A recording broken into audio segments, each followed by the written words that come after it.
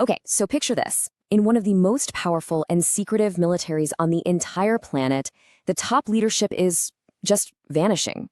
We're not talking about casualties in battle, we're talking about them being erased from public view, scrubbed from official records.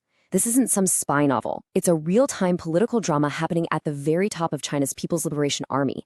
And believe me, the whole world is watching. So that brings us to the central question, right? Where have all of China's top generals actually gone? To try and figure this out, we're going to dig into who's missing, what the possible reasons are behind this massive purge, and, what all this instability really means for a military that's been flexing its muscles more and more on the world stage. All right, first things first, let's just get a handle on the sheer scale of what we're talking about.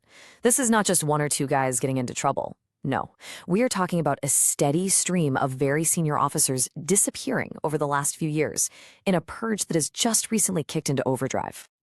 I mean, just look at the seniority of the people involved here. This is not some low-level cleanup operation. We're talking about the absolute peak of the command structure. You've got General Zhang Youxia, who was the PLA's highest-ranking uniformed officer, General Liu Zhenli, the chief of the Joint Staff, the entire senior leadership of the rocket force, the guys who control China's nuclear weapons, gone, just abruptly removed. And the list keeps going, with at least 9 other senior officers from key departments just vanishing. And the result of all of this? Well, it all comes down to a single number. 2. That's it. That's how many people are left on the Central Military Commission, the body that runs the entire Chinese military. It used to be packed with the country's most powerful generals. Now, it's just Xi Jinping and his anti-corruption chief. The entire high command has been, for all intents and purposes, completely gutted. So this obviously leads us to the biggest question of all. Why? Why is this happening? Is this a genuine crackdown on corruption, or is it a raw political purge to make sure everyone is 100% loyal? Well, the answer seems to be it's a bit of both. On the one hand, you have the official story from Beijing. They're framing this whole thing as a zero-tolerance anti-corruption drive. A spokesperson literally said that purging corrupt officers will make the military stronger, more united, and capable. But on the other hand, you have experts outside of China who see this as a classic political loyalty purge, a way for Xi to get rid of any potential rivals, test the absolute loyalty of his commanders, and crush any fears of betrayal from within. And here's the key thing to remember. Both of these narratives can be true at the exact same time. And this table really shows you that political angle pretty clearly. The purge isn't random at all. It seems to be targeting very specific factions. You've got the Shaanxi gang, which was once thought to be Xi's original power base, the Fujian clique, another group of ties to his early days, and the aerospace gang, which links the rocket force directly to the defense industry. What's so wild about this is that Xi isn't just purging his rivals. He's dismantling the very networks that helped him get to the top in the first place. That suggests he wants to break up any source of influence that isn't his own. And then, layered on top of all of this, you have these absolutely explosive allegations of espionage. Some Western media reports, citing intelligence sources, are claiming that top generals, maybe even Zhang Youxia himself, were accused of leaking sensitive nuclear secrets to the United States. Now, Beijing has not confirmed any of this, but it points to a crazy level of paranoia and deep, deep mistrust at the very top. So let's think about this logically. If you got your own military high command, what on earth does that do to your ability to actually fight a war? It raises some really serious questions about the PLA's combat readiness. In the short term, the impact looks pretty severe. Experts are calling it a decapitation of the high command. You have a massive leadership vacuum, especially in that nuclear-armed rocket force, where experienced commanders were replaced by guys with zero missile experience. That is bound to disrupt training and modernization efforts.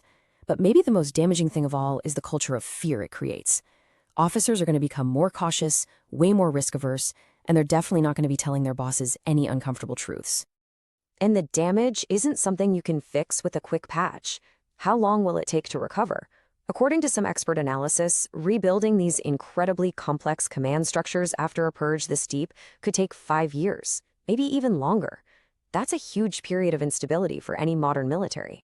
But here's the paradox. This quote from an expert really gets to the heart of it.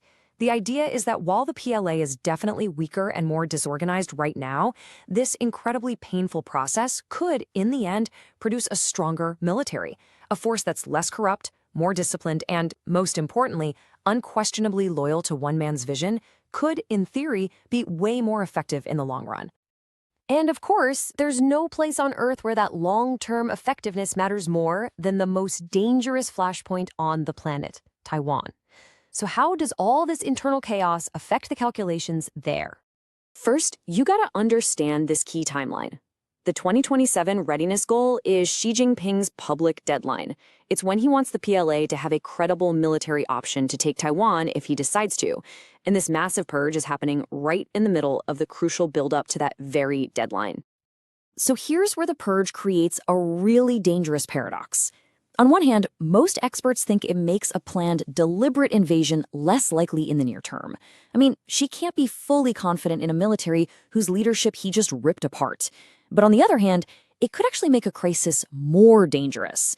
If you have a bunch of fearful officers who only tell Xi what they think he wants to hear, he could completely miscalculate and stumble into a conflict he isn't actually ready for. So when you zoom all the way out and look at the big picture, what you're really seeing is a massive strategic gamble. This isn't just random chaos. It's a very conscious choice being made by China's leader. And this, right here, is the heart of the whole thing. Xi is trading the stability and the experience of his military institutions for absolute, unquestioned personal control. He comes out of this more powerful than ever before, with way fewer senior officers who could possibly check or challenge him. But he's also more isolated at the top, with fewer candid advisors and a much greater risk of just hearing echoes of his own voice. Which leaves us with this final, and I think, critical question. In his search for a perfectly loyal military, has Xi Jinping accidentally created one that's also more brittle, less adaptable, and much more likely to make a catastrophic miscalculation? That is the gamble he's taking, and the stakes for everyone could not be higher.